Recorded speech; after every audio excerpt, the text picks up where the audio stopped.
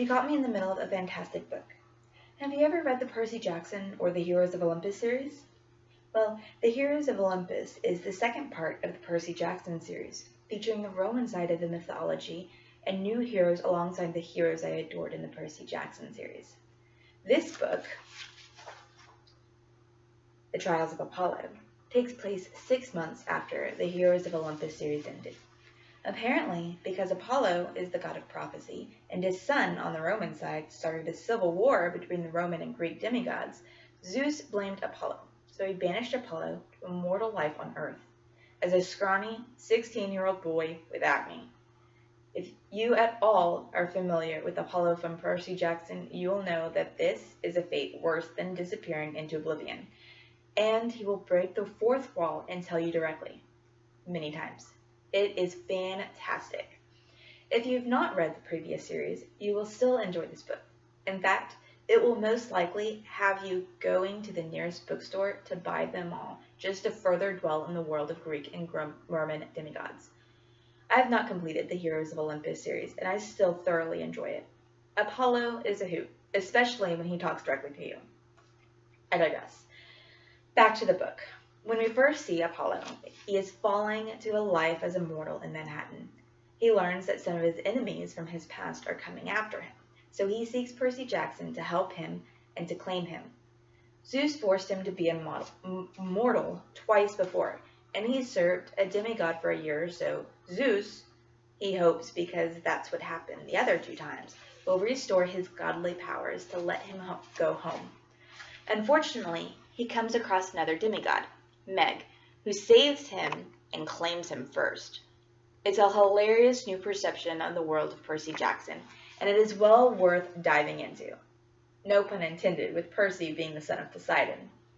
Another great aspect of this book is the haikus at the beginning of each chapter.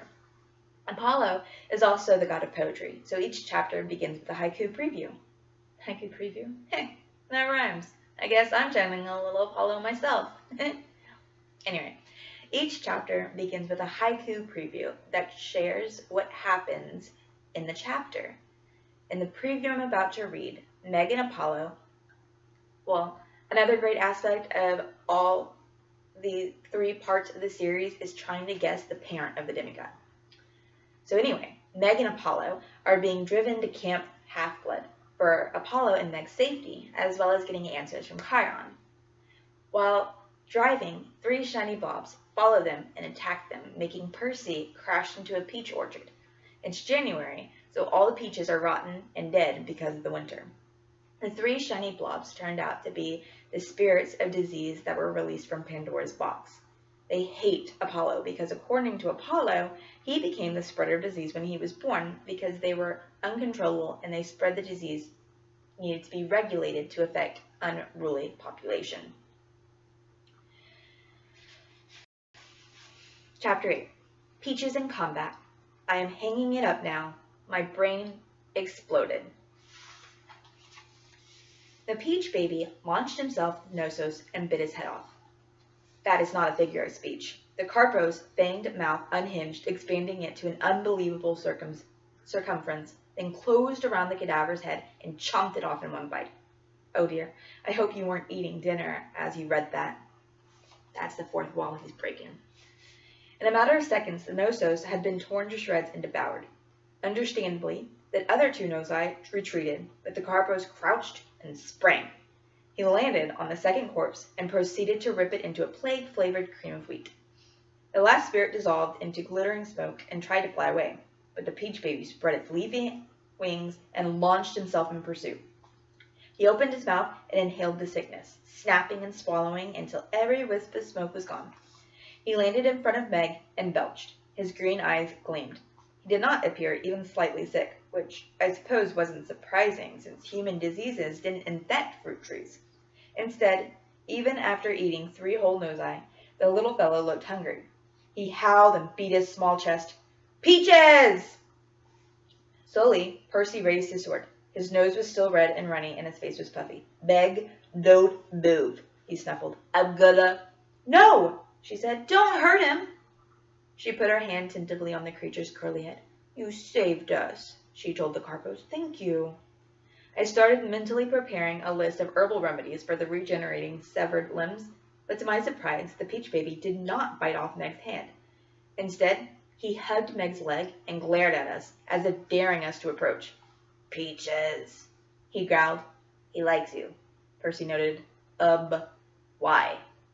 "I don't know," Meg said. "Honestly, I didn't summon him." I was certain Meg had summoned him, intentionally or unintentionally. I also had some idea now about her godly parentage, and some questions about this guardian that the spirits had mentioned, but I decided it would be better to interrogate her when she did not have a snarling, carnivorous toddler wrapped around her leg. "Well, whatever the case," I said, "we owe the Carpos our lives. This brings to mind an expression I coined ages ago. A peach a day keeps the plagues away." Percy sneezed. "I thought it was apples and doctors," the Carpos hissed. "Or peaches," Percy said. "Peaches work too." "Peaches," agreed the Carpos. Percy wiped his nose. "Not criticizing, but why is he grooting?"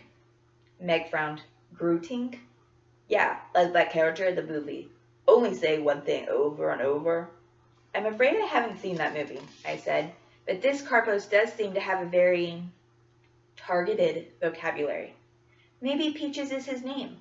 Meg stroked the Carpos' curly brown hair, which elicited a demonic purr from the creature's throat. "That's what I'll call him." There you have it, The Trials of Apollo by Rick Riordan. I thoroughly suggest you go out to the nearest bookstore or your library and grab your copy today.